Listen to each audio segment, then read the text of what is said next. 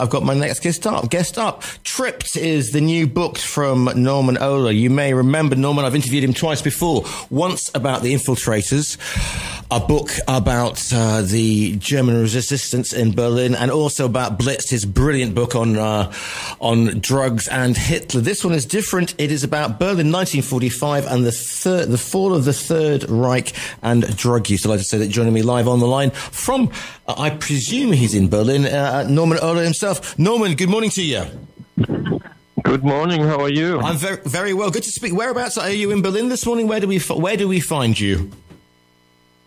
I am actually north of Berlin in a little place that I call my country house. So I'm about 1.5 hours north of Berlin right now, in the middle of nature. Very, very nice indeed. Now, we spoke before, once about The Infiltrators, which was a magnificent book, and once about Blitz, which was the use of methamphetamine in the build-up to war and Hitler's drug abuse. And once again, we are looking at the Third Reich and Berlin and LSD and the CIA. Tell me a little bit about what Berlin was like then in 45 and the drug situation. Well, I mean, Berlin is always a bit crazy, but it probably was at its craziest after the utter destruction through World War II, like in the summer of 1945. The city was bombed. There was no government. There were, Allied powers trying to rule the city. And there were lots of drugs, actually, because you went shopping at the time at the so-called black market, so there were no stores. Everything had to be bought on these black markets, and so there was no distinction made between legal and illegal products.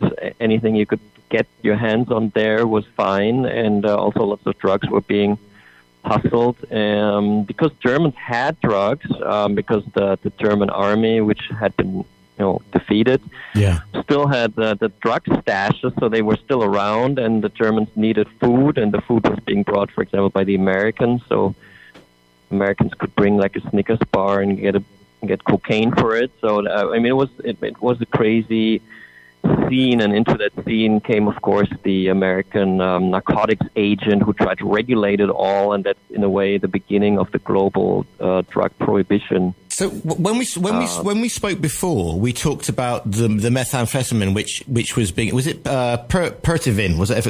Forgive my Pervitin, which was basically it put the Blitz into blitzkrieg, didn't it? It meant that the troops could stay up for days on end, but this is different. This is psychedelics, isn't it? But there's beneath this whole sort of ordered Nazi regime, there is this huge drug production on a massive scale. But when did the psychedelics, when did the LSD start to come out of Germany then? Well, the LSD is a Swiss product invented by the Sandoz company in 1943, but they didn't really know what it was, because at the time there were no very potent medicines for the mind available. This was kind of the first one, so the company was a bit unsure how to market it, and their CEO, the Swiss CEO, had a best friend who was actually a Nazi biochemist, Richard Kuhn, who worked for Hitler and developed the most lethal nerve poison still until today, sarin. And he was involved in trying to find a so-called truth drug for the Nazis. And when his Swiss friend, the Sandoz CA, told him about this new weird substance that works so strongly on the mind, he got very interested in it, and he asked his friend to send him some. So LSD was received by him in 43 in October, and the SS, like the Nazi organization SS, then did tests in the concentration camp of Dachau with psychedelic drugs, trying to perfect interrogation techniques, and they basically pioneered in the ugly field of brainwashing with this LSD, and also mescaline they gave to inmates, to concentration camp prisoners. So the Nazis were kind of at the forefront of psychedelic research. I mean, in a very dark and negative way, obviously, since everything they did was dark and negative and horrible. but the Americans loved it when they liberated Germany, and they liberated Dachau. They found test reports on how to how to make interrogation techniques more effective through the use of drugs. They became very interested, and then the Americans, kind of took LSD, first the U.S. military and then the CIA, which was founded in 1947, kind of took LSD under their wings in order to develop it as a potential weapon in the Cold War against the Soviet Union. It's interesting, isn't it? Because we think about, Berlin is divided into quarters: the American, the French, the Soviet, and the British, and everybody thinks, oh well. Everybody's trying to get hold of, I don't know, the rocket program, the V2, the vengeance weapon stuff, or they're trying to get hold of the secrets. And yet, there are the Americans. Is it Giuliani who's getting hold of the drugs program?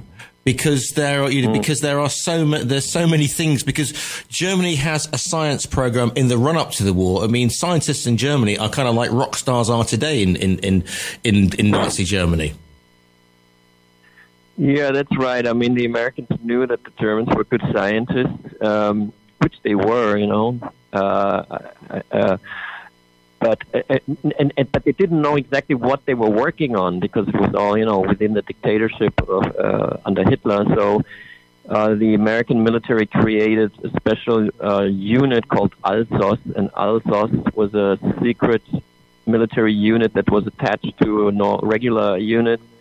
And ALSOS's job was to find German rocket scientists and rock star scientists and interrogate them. This started in the spring of '45 when the Americans went into Germany.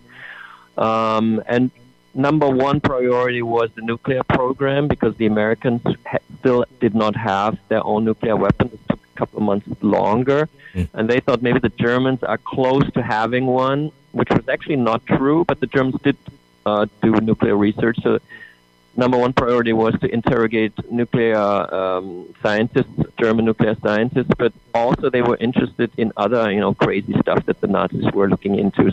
So when they found out that the Nazis were trying to develop a so-called truth drug, a drug which unveils all the secrets of someone else, they thought this could be great. This could really be useful, as I said, in the Cold War, which immediately started after the Second World War II with the Soviet Union, which was a war about, the brains and the ideologies, and a paranoid situation where you want to find out who's your friend, who's your enemy.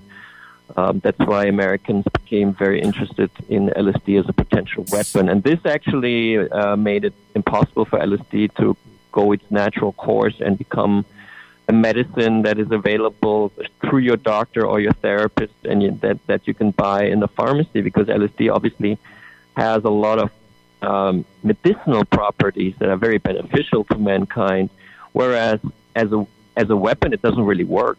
The Nazis weren't able to perfect it into a weapon, and the Americans, even though they tried for like a decade, they had a huge program called MK Ultra to turn LSD into a weapon. They failed, because LSD is not a weapon; it's a medicine. Yeah, isn't that the whole interesting thing? Because they realized that the Cold War was starting straight after the end of the Second World War. To your knowledge, were any then German scientists or who were working on the LSD program, were they like paperclip, like Walter van Braght? Were they taken out of Germany to the States to work on this for the CIA?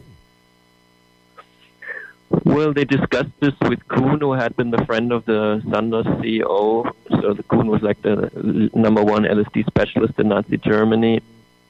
And Kuhn openly shared his knowledge about it, and then an American general came flying from the U.S. into Heidelberg, spoke again with Kuhn, also went down to Basel to Sandoz, the company, and received LSD from the company. So the Americans had LSD, and they didn't need really Kuhn to come to the U.S. to do research there. So they gathered all the information about LSD in Germany. They took the reports that the SS wrote about their LSD experiments, and then they gave all of this to their own drug specialist, which was Henry K. Beecher. He was a Harvard professor, And he then continued the Nazi LSD experiments at the University of Harvard in the early 50s and made very unethical human experiments with students and with patients at the hospital up there in Harvard. And then the Americans, took their conclusions on how to abuse LSD from their own sources, basically. There were no German scientists, unlike in other fields, that were invited to the U.S. and came to the U.S. and actively worked on programs like the rocket program, for example. So how long, I mean, they were using it then primarily, the CIA, for a brainwashing program, or MK-Ultra. And so this research then went on for presumably for decades until they realized that they couldn't really, it wasn't a sort of truth serum. It was more, you couldn't control it as well as that. Yeah, right. I mean, LSD has an effect in the brain that creates, I would call it creative thinking, or like thinking outside of the box, because certain areas of the brain receive more energy or have more capability of interconnecting than the brain usually does when it's in a sober state. So LSD is not really a controlled drug. I think there are other drugs, for example, methamphetamine, that probably would be more useful. Or maybe even, I don't know, I mean, it's hard. There is no truth drug. But intelligence services didn't know that, so they tried to find out whether LSD might be this truth serum. You give it to someone, then you can control that person. LSD is not that drug, but it took them a few years, and many American universities were involved in that research. And through that research, also LSD kind of spilled into the society in America. That's why John Lennon at one point said, we have to thank the CIA, they gave us LSD. Because in a way, the CIA also made LSD kind of big because they thought it's such an important substance, which it is, but they thought for the wrong reasons it would be so important. So they gave it to people, tested them, how they would react. Also, Ken Kesey, the writer, received LSD during a CIA experiment. He received LSD and $75 to take part in that experiment. And during that experiment, he conceived his novel, One Flew Over the Cuckoo's Nest. So people took LSD, more and more people took LSD and realized this is actually a great drug or a great substance to become creative. And so the CIA kind of realized that this is completely opposite of what they were intending to do with LSD. And then they made it illegal. The American government made it illegal in 1966 because in the 60s, so many people were using LSD, also using it against participating in anti-Vietnam War protests. LSD became like a political drug, like a leftist drug or a hippie drug or a drug for people that were into creativity and peace and not into warmongering as the U.S. government was at the time, because they were launching one of the bloodiest wars in the 20th century, which was the Vietnam War. And of course, you've got that tune in, turn out, drop out, which Timothy Leary is spreading, and so it is completely counterculture. Yeah, Leary exaggerated a bit, yeah. Leary exaggerated a bit, or maybe way too much, by basically saying everyone should take LSD and then the world will be a peaceful place, which of course is ridiculous. But still, there is this aspect of LSD of, methamphetamine. You follow orders, you kill people, you have no fear. Like that's the perfect drug for fighters, for soldier culture. But LSD is really is a different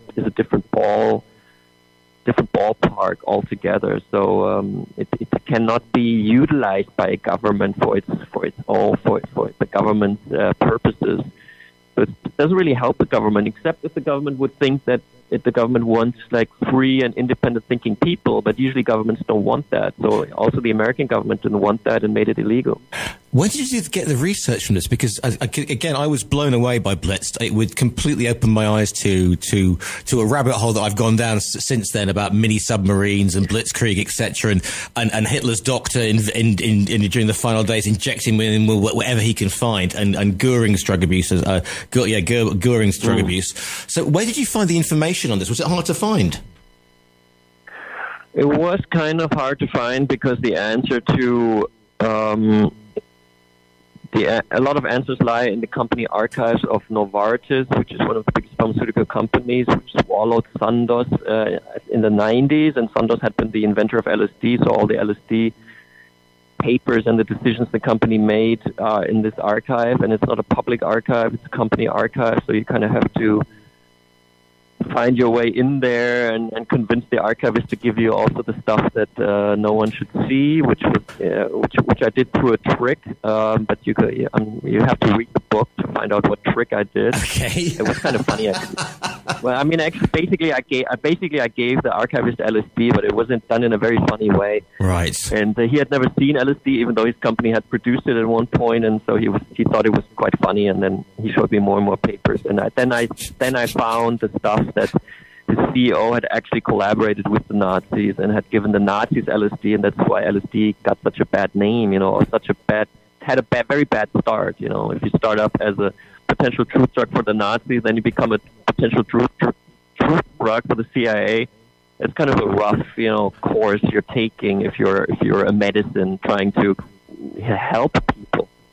Yeah, I mean that's another separate argument about the German pharmaceutical industry, post, during, and pre-war. What do you hope that people will discover? It's completely, no pun intended here, Norman, but it's mind blowing the fact that there's this LSD. As you know, I enjoy my history of the Third Reich, but I knew nothing about this once again. So, what do you hope that people will discover from Tripped? Well, what we discovered in our family is that LSD in microdoses actually helps against Alzheimer. My mother has Alzheimer, and I read during my research a clinical study from an American startup company which is trying to develop psychedelic molecules into medicines that in low dosages, LSD stimulates the very receptors that Alzheimer degenerates. So we decided to try it, and my father's a former judge, so not really a drug person. He was reluctant, but we read the studies and we looked at it and we spoke to Alzheimer experts, and then we decided to try it because there's no medicine against Alzheimer or dementia right now on the market. And my mother responded extremely well to it. She has cognitive improvements whenever she takes a micro dose drop of LSD. So I think, and also other findings about LSD, increasing neuroplasticity in the brain, decreasing neuroinflammation in the brain, which is the chief cause for dementia. I think this is all very interesting, and I think people should read Tripped. Everyone should read Tripped to understand that maybe LSD is actually a brain food, and actually it's kind of beneficial to take it in low dosages, or if you're brave enough, even in high dosages. Yeah, yes, but yes, be very, very careful out there. The book, I advise everybody to read Tripped. I advise everybody to read Blitz, and I also advise everybody to read The Infiltrators, because it shows there's much more to German resistance than the White Rose movement. This book is called Tripped. I'm going to run out of time, Norman. The book is called Tripped: Nazi Germany, the CIA, and the Dawn of the Psychedelic Age. If people want to find you online, where's the best place to find you? Well, you can find me on Instagram, Norman Ohler, or you can find my website, normanohler.com. And I'm happy to receive messages and get in contact with all of your readers, potential readers. Exactly. Well, listen, go forth and order the book via our own virtual bookstore. You can do it. I advise you to, because Norman's a brilliant writer. This book, I'm so glad we managed to get hold of you in the end. This book is this is called Tripped. It's by Norman Ohler.